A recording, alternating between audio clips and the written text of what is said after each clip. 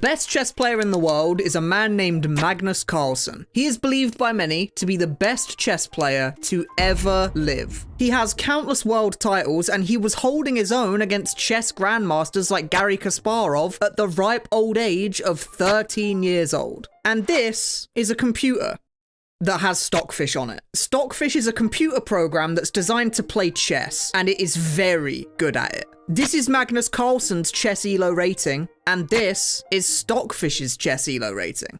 It's not even close. In fact, here's an interview of Magnus himself talking about why he doesn't like to play chess versus computers. But you generally don't play against computers, you just use it as a tool. Yeah, I find playing against computers depressing. You don't like losing? No, I don't like losing, and I also think it's not so useful. AI has completely dominated chess, to the point where there is no human alive that could possibly beat the best chess engines. So the question I have is, if this is what AI looks like in chess, then what is AI going to look like in other games? Is AI going to overtake humans in the world of esports? Will any game be safe from the advancement of AI? Well, the sad answer to this question is that the AI has already begun its takeover. This is OpenAI. They're an AI research company that was founded in 2015, and their most famous creation is ChatGPT, a large language model that can take any prompt you give it and generate an answer as if it were a real person. Although most of you watching probably know it as the thing you use to cheat on all of your schoolwork, or maybe even all of your real work. But before ChatGPT was released, OpenAI was working on some other stuff.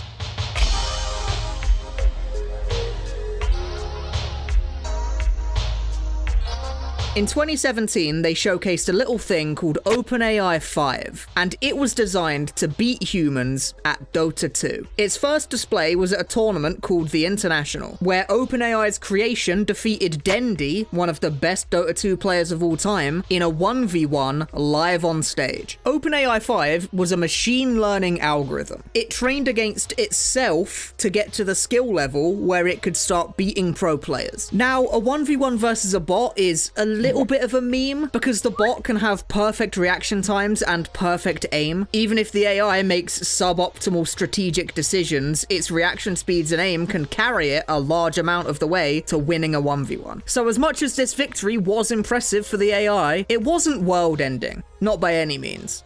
But this victory was only the beginning. In 2018, OpenAI 5 would start playing regular 5v5 matches of Dota 2, and it would win against semi-pro teams on a regular basis. And in 2019, these bots would win multiple games back-to-back versus the Dota 2 world champions OG Esports, and it would do this live on stage. This is AI playing a video game better than the best human beings on Earth, and this happened in 2019, multiple years before the AI explosion that we're experiencing now took place. And this was the first time this had been done to an esports style game. Board games like chess and Go have experienced this in the past, where computers rise through the ranks to become much better than human players. But in an esports style game, this AI was the first of its kind. But the difference between OpenAI 5 and Stockfish is just how fast this all happened. Chess computers were being discussed by the likes of Alan Turing in the early 1950s, and it took them many decades to start beating even moderately talented chess players. It took until 1997 for a chess computer to beat the best player in the world at the time, Garry Kasparov. But OpenAI spent just 4 years working on a computer that could completely crush the best Dota 2 players in the world. And a big reason as to why is the machine learning aspect. Chess engines are coded by people who understand the chess engine, but a machine learning AI teaches itself, which allows it to learn much faster than a human could possibly comprehend. Now, so far, this has been mostly limited to just Dota 2. The advent of ChatGPT, as well as other types of generative AI, has had AI research companies way too distracted to care about,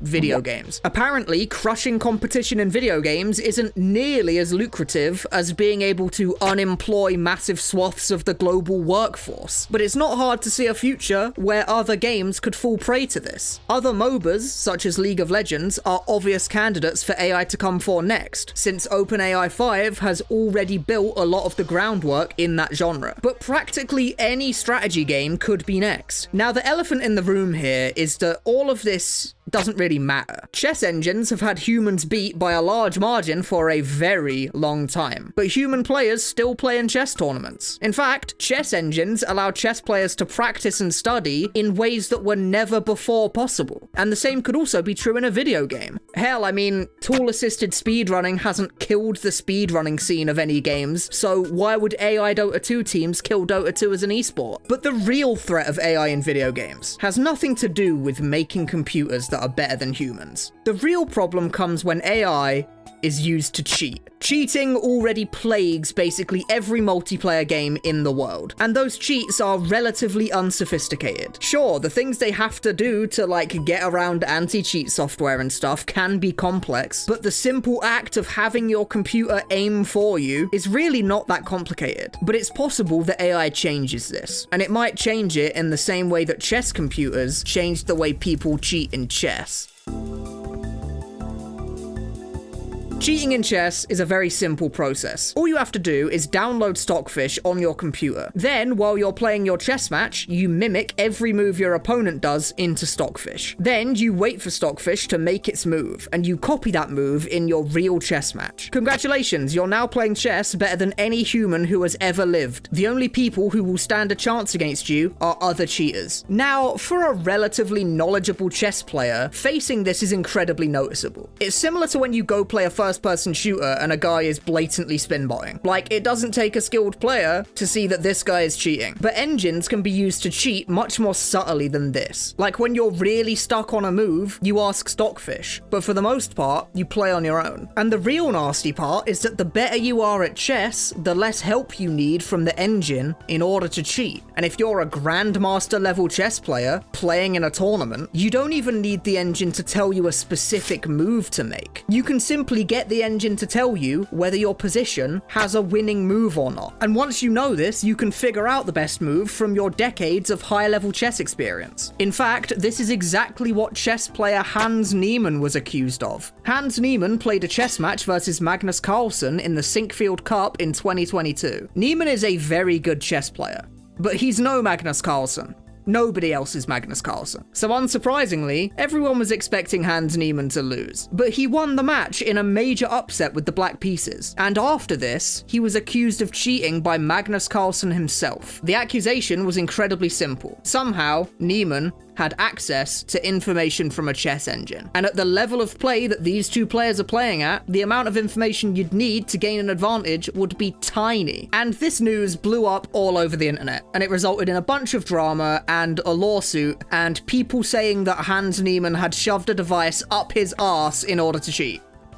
Up his arse. Like, this chess thing was getting serious, big time. But Hans Niemann was never banned from play, and he's still playing chess to this day. But the type of cheating that he was accused of wouldn't be possible without the existence of a chess engine. Before engines, the only way to cheat at chess was to have a player better than you were, somehow communicating moves to you whilst you were playing. But when you're playing at such a high level of play, there aren't really players better than you. So without engines, this sort of cheating is close to impossible. So the theory goes that this exact same logic could be applied to practically every strategy game in existence. Make a computer that's better than humans by a large margin, and then use it to inform your strategy whilst you play in a live tournament match against other human players. Now, this might sound a little bit far-fetched to you, and that's because it kind of is a little bit far-fetched. Like, what information could an AI possibly relay to me to make me win a Counter-Strike game that I couldn't just get from, like, wall hacking? Like, I don't know. I have no idea. But when it comes to a game like Counter-Strike, the AI can give you much more than just information. It can also be used to aimbot, just like a traditional cheat can. Except an AI aimbot is significantly harder to detect. The AI cheating method is a little bit complicated, but the simple explanation is this. You have two computers linked together. One of the computers is the regular PC that you play games on normally. This PC is used to run the game that you want to cheat in. But then you stream video footage from the first PC to the second PC. That second computer takes the video footage it's receiving of the game and it runs computer vision over it. Computer vision is a type of AI that allows computers to interpret visual data. Essentially, the AI has learned how to see images and videos and actually understand what they're seeing. So the second PC uses computer vision to detect whenever an enemy is on your screen. This works best in games where the enemy team colors are very distinct. When the AI detects an enemy, it sends that information from the second PC back to your main computer. Your main computer then uses this information to create fake mouse and keyboard inputs that automatically aim and shoot at the enemy on your screen with perfect accuracy. You might be thinking that this is just pointlessly overcomplicated, but you couldn't be more wrong. Every single traditional cheating software has to actually interface with the game itself to be able to cheat. Typically, the cheat software is accessing the game's memory to be able to find information about important things, like the locations of enemies. And most anti-cheat software is designed to try and detect when a program has infiltrated into the game's memory somehow. But an AI cheating with two computers like this is completely undetectable by your typical anti-cheat software. The program isn't interfacing with the game whatsoever, it's just recording the screen. And the software being used to cheat isn't even on the same computer that the game's running on. So your regular Vanguards and VACs have absolutely no tools to be able to deal with this kind of cheater. Now you might think owning two computers is a pretty high barrier to entry, but in reality that's not the case, because you can just download a piece of software that essentially streams your gameplay to a server somewhere so that you don't actually have to do any of the hard work yourself. So despite being more complicated, to the end user, these cheats are no more complicated to use than a regular aimbot is. There are lots of incredibly smart people working on solving this problem, but as it stands right now, this is incredibly hard for games companies to prevent. But the real scary part here is that human cheaters aren't really what you need to worry about when it comes to AI.